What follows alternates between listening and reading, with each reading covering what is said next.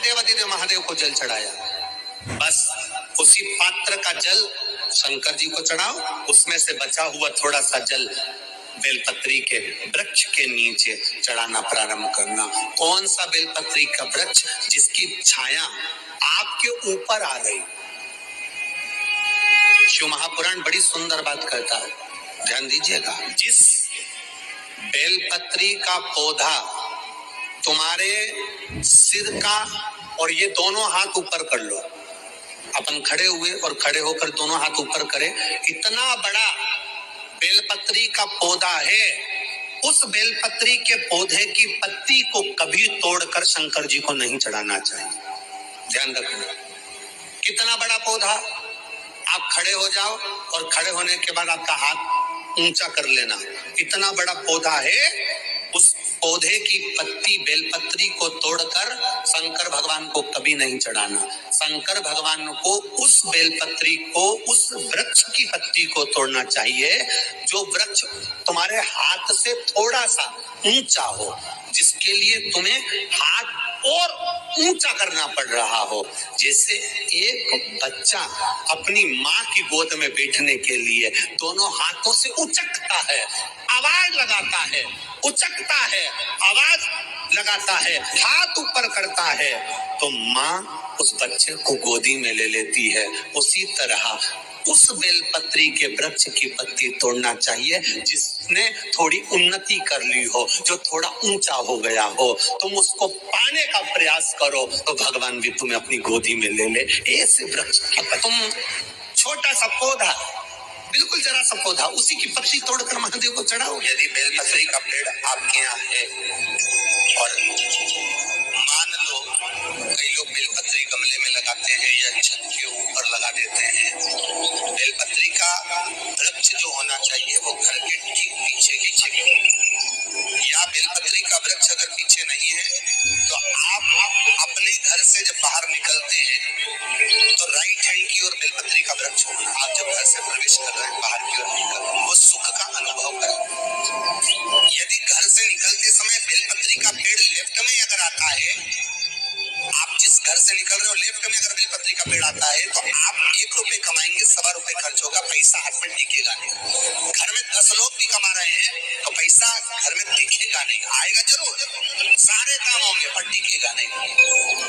यदि left right भाग का बेलपत्री का वृक्ष घर में लगाओ तो घर के पीछे के हिस्से में लगाओ, और ऐसी जगह नहीं लगाना कि जहाँ पर बेलपत्र में गंदा पानी जाए या कोई गंदी वस्तु। 33 करोड़ देवी देवता बेलपत्री के पेड़ के नीचे सोमवार के दिन, कोई रविवार के दिन, कोई मंगलवार, कोई बुधवार, कोई गुरुवार, कोई शुक्रवार, कोई शनिवार के दिन बेलपत्री के नीचे आकर 33 करोड़ देवी देवता तप करते हैं, साधना करते हैं। एक बेल चौकी ऐसी होती है, शंकर पर अगर चढ़ी हुई है तो वापस उतार कर धोकर फिर शिव को चढ़ा सकते। किसी व्यक्ति से कोई काम करवाना, वो काम नहीं कर रहा, कोई फाइल आगे नहीं बढ़ रही है, कोई कार्य अटक रहा है, या फिर कहीं रुपया पैसा अटक गया हो, नहीं निकल रहा हो, तो एक जल के पात्र में जल भरकर 5 बेलपत्री शिव जी को समर्पित कर कुंदकेश्वर महादेव का नाम लेकर एक सफेद पुष्प बेलपत्री के ऊपर जो शिव जी को चढ़ाई है उस पर समर्पित कर जल जो लेकर गए हो, अपनी उस कामना को कर कि मेरा ये कार्य अटक रहा है, ये कार्य नहीं हो रहा, कुंदकेश्वर महादेव का नाम लेकर धीरे धीरे जल की धार चढ़ाई। और एक बात हमेशा याद रखना, फिर निवेदन कर रहे हैं, अच्छे से समझ लेना, शंकर जी पर जब जल चढ़ता है, शिव जी का जब अभिषेक होता है, शंकर जी पर जब जल चढ़ाया जाता है, दूध चढ़ाओ, जल चढ़ाओ, कुछ भी चढ़ाओ, और एक बात का स्मरण अपने जीवन में होना कि इतने ऊपर से मत चढ़ाना कि जल चढ़े और छींटे आपके ऊपर। बहुत ध्यान दीजिएगा। हाँ, तो यहाँ तक वर्णन करा गया है कि शंकर जी का जल चढ़ा हुआ जहाँ से बहकर जाता है ना, उसको लांगा तक नहीं जाता। यहाँ लांगते हैं क्या? नहीं ना, परिक्रमा भी करेंगे तो वहीं से लौट कर वापिस उतर जाएंगे। शिव जी का जहां से जल बहकर जा रहा हो, चढ़ा हुआ जल जहां से बहकर जा रहा हो, उसको लांगा तक नहीं जाता। और कई लोग बड़े बड़े आनंद में शंकर जी पे इतनी ऊपर से जल चढ़ाएंगे तो वो छींटे पूरे अपने ऊपर आना चाहिए। चाहिए, शरीर पर आना चाहिए। नहीं, उसका दोष है महाराज, उसका दोष है।